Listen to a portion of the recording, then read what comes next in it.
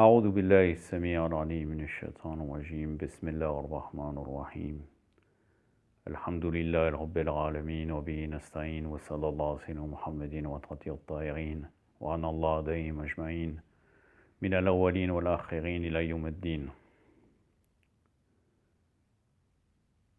Il est connu que la prière est acceptée au niveau de la jurisprudence uniquement à travers un certain nombre de récitations requises et un certain nombre de gestes.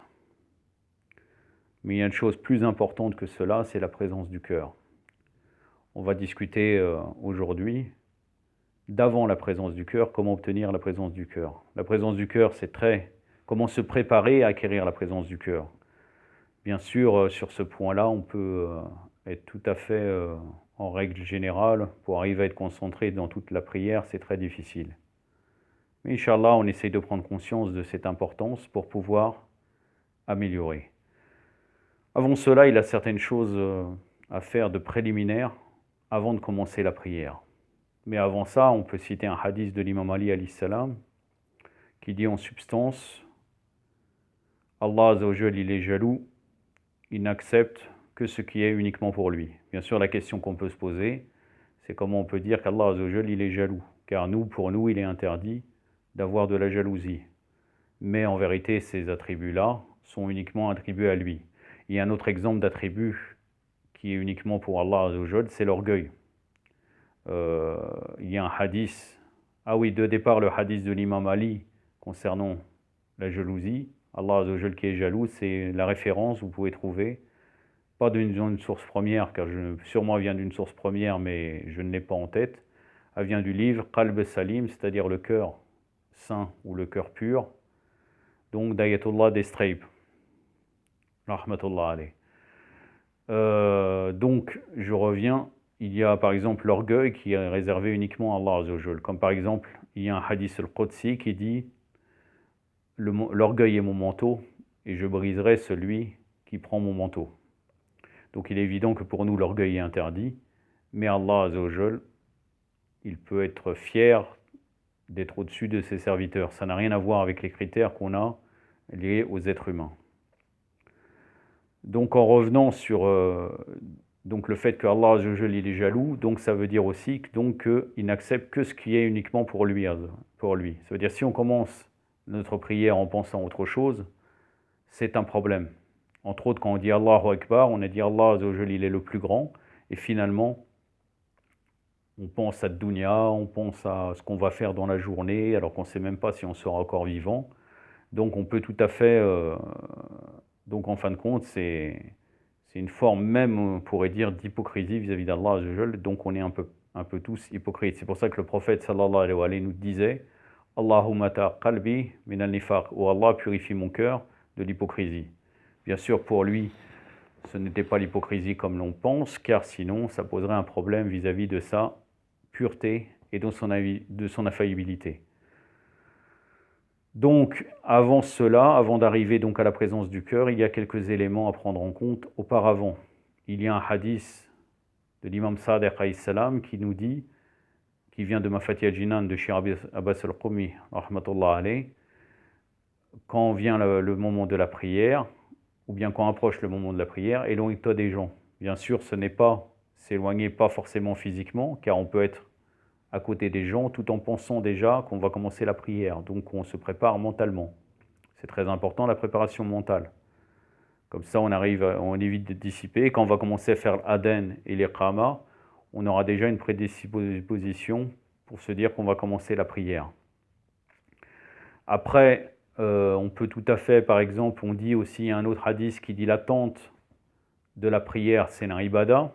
Donc on peut s'asseoir sur son tapis, faire du dhikr, par exemple, lire le Saint-Coran, ou bien méditer un peu sur ses péchés, ou bien par exemple écouter un haza ou faire un haza envers le musibat al-bayt, les malheurs de al-bayt, et pleurer sur les imams alayhim salam. Comme ça, on va pouvoir après être mieux concentré au moment de le début de la prière. Il faut prendre en compte aussi, bon ça je ne le rapporte pas d'un hadith, mais j'ai entendu ça d'un khatib très connu qui s'appelle Shir Abdelhamid Mouhajir, mais on peut rejoindre ça même avec une expression en Occident, en France en particulier, quand quelquefois il y a un groupe de personnes et que les gens se taisent, on dit un ange passe. Et il est connu, d'après ce qu'a dit Shir Abdelhamid Mouhajir, qu'au moment de la prière, il y a toujours un moment où toute l'humanité, dans ce moment-là bien précis, va avoir un silence. Car l'âme, à l'intérieur d'elle, elle est impressionnée, car Malek el-Maut, l'ange de la mort, vient à ce moment-là. Donc pour dire que même à l'intérieur de nous, on devrait essayer d'être conscient, mais malheureusement, on est touché par l'inattention. Qu'Allah Azza wa Jal, il nous protège de cette inattention, bi'aqi Muhammad wa ali Muhammad. Il y a un deuxième sujet qui doit être traité. Ça concerne un autre sujet qui concerne beaucoup des Shiras. C'est le mariage avec une musulmane non chiite. Sur ce point, nos fuqaha, nos mujtahid, beaucoup disent que c'est déconseillé de se marier avec une musulmane non chiite. Et même certains, bon, dans les savants anciens, ont interdit. Mais de toute façon, un makrou, une chose qui est déconseillée, n'est pas haram. D'ailleurs, même avec ça, c'est une parenthèse pour montrer que de toute façon, beaucoup d'entre nous, peut-être parce qu'on a besoin de se marier ou autre, on passe outre certaines choses. Par exemple, il y a certains marjas, bon ça c'est sujet des halal kitab, des gens du livre, ils disent par précaution obligatoire, il ne faut pas se marier avec elle. Donc on sait très bien dans la précaution obligatoire, on ne doit pas l'épouser. Si on applique la précaution, ou bien de revenir à un autre marja qui autorise le mariage avec halal kitab. Ça n'empêche pas que certaines personnes, quand ils font taqlid de ce savant qui dit précaution obligatoire, ils se marient quand même. Ils n'appliquent pas la précaution obligatoire. Ils se marient quand même avec halal kitab. Donc il y a une différence entre ce qui dit nos ulama et ce qu'on va faire. Donc à partir de là, il faut remédier à cela sur comment épouser cette musulmane qui serait non chiite. L'essentiel, bien sûr, qu'elle ne soit pas nasibi. Comme vous savez, nawaseb, il y a plusieurs degrés. Et le degré qui est marqué dans nos Risala Armalia, ça dépend des mujtahid. Le nawaseb, directement, c'est ennemi des Ahlul Bayt ou bien ennemi des chiites. Ça, c'est quelqu'un qui est najis, que son sang, ses biens et son honneur ne sont pas sacrés. Mais en même temps, il y a un autre type de nawaseb, de nasibi, que j'avais détaillé avant, qui est celui qui met Abu Bakr et Omar, l'arnatullah alayhima, avant l'imam Ali alayhi salam. En vérité, tout Bakri qui est conscient, c'est-à-dire qui est quelqu'un de cultivé dans sa religion, dira toujours qu'Abu Bakr, Omar et Osman sont avant l'imam Ali, car pour eux, l'ordre temporel, ça veut dire que le fait qu'Abu Bakr a été nommé historiquement en premier, donc il est supérieur à Abu Bakr. Abu Bakr est supérieur à Omar, puis il y a Osman, et puis après Ali. C'est totalement aberrant, mais c'est comme ça que ça se passe. Mais avec ce type de personnes, qui sont donc une musulmane pratiquante, donc qui est engagée, donc puisqu'elle est cultivée, elle sait ça, ce n'est pas interdit d'épouser ce type de gens, car ce n'est pas un awaseb dans le sens qu'il est impur. À partir du moment où on décide de se marier avec cette personne, il y a plusieurs choses à prendre en compte. Entre autres, il faut, donc entre autres, vous le savez très bien, il faut déterminer une dot. Mais après, comment faire? Puisque normalement, il faut réunir certaines conditions.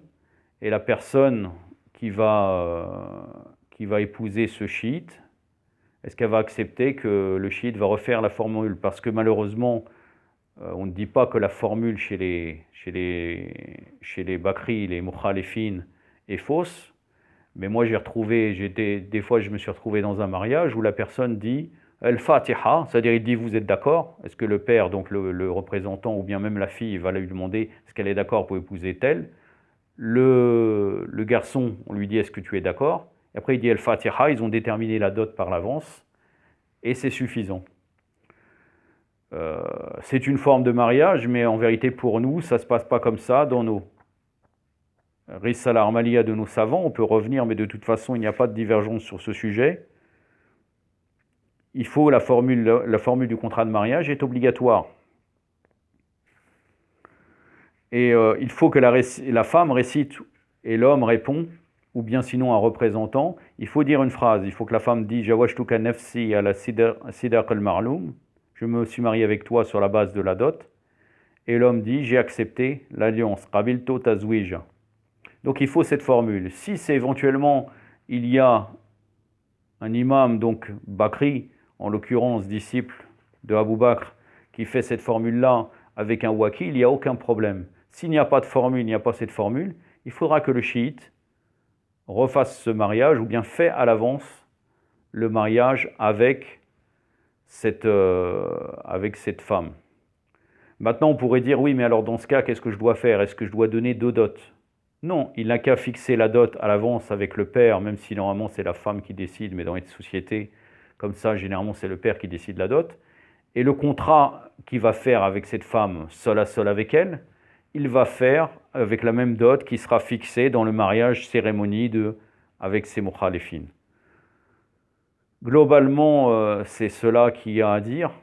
Donc ça veut dire que on essaye de faire le mariage, s'il n'y a pas de formule, on sait d'avance qu'ils ne vont pas faire la formule requise, il faudra que le chiite fasse le mariage avec cette musulmane, seul à seul avec elle, ou bien avec des représentants, mais ça c'est un peu plus compliqué, puisque pour nous, contrairement à chez eux, les 2 témoins ne sont pas obligatoires, c'est recommandé. Les 2 témoins sont obligatoires uniquement dans la question du divorce.